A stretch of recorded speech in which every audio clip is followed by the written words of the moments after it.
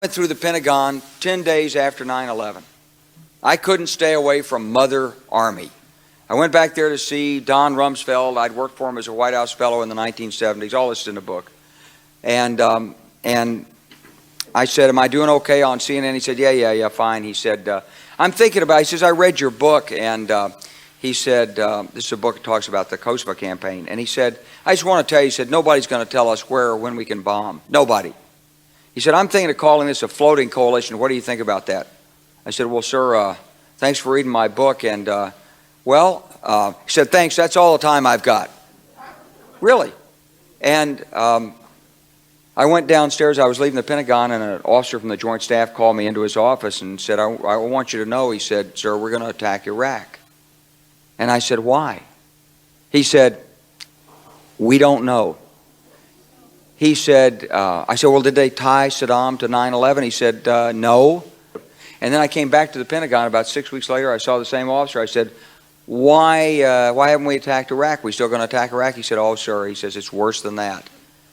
He said,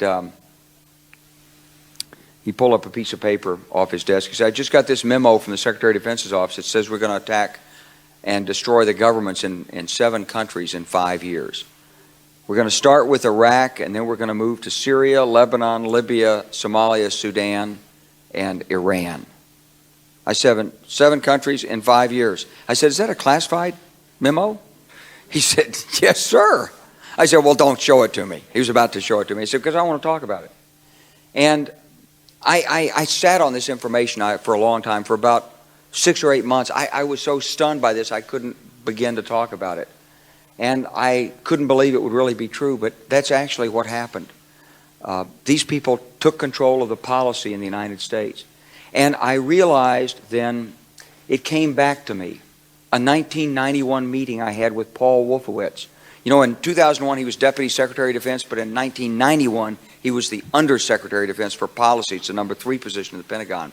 And I had gone to see him when I was a 1-star general. I was commanding the National Training Center. I had met him one time. He said, if you ever get to Washington, come look me up. They always say that.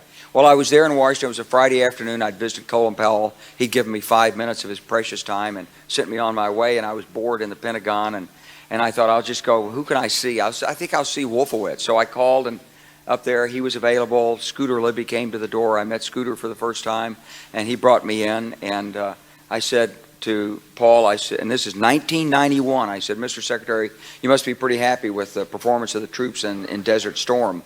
And he said, well, yeah, he said, but not really. He said, because the truth is we should have gotten rid of Saddam Hussein, and we didn't. And this was just after the Shia uprising in March of 91, which we had provoked, and then we kept our troops on the sidelines and didn't intervene. And he said, but one thing we did learn, he said, we learned that we can use our military in the region, in the Middle East, and the Soviets won't stop us. He said, and we've got about 5 or 10 years to clean up those old Soviet client regimes, Syria, Iran, Iraq, before the next great superpower comes on to challenge us. And it was like, you know, I'm coming out of the Mojave Desert. I've been training troops. I haven't been thinking geostrategy for some time. And suddenly a guy just sort of shoves this nugget at you. Well, you remember it. It was a pretty stunning thing. You mean the purpose of the military is to start wars and change governments? It's not to sort of deter conflict? We're going to invade countries? And you know, my mind was spinning. And I put that aside. It was like a nugget that you hold on to. This country was taken over by a group of people with a policy coup. Wolfowitz and Cheney and Rumsfeld, and you could name a half dozen other collaborators from the Project for a New American Century. They wanted us to destabilize the Middle East, turn it upside down, make it under our control. It went back to those comments in 1991. Now, did anybody ever tell you that? Was there a national dialogue on this? Did senators and congressmen stand up and denounce this plan? Was there a full-fledged American debate on it? Absolutely not.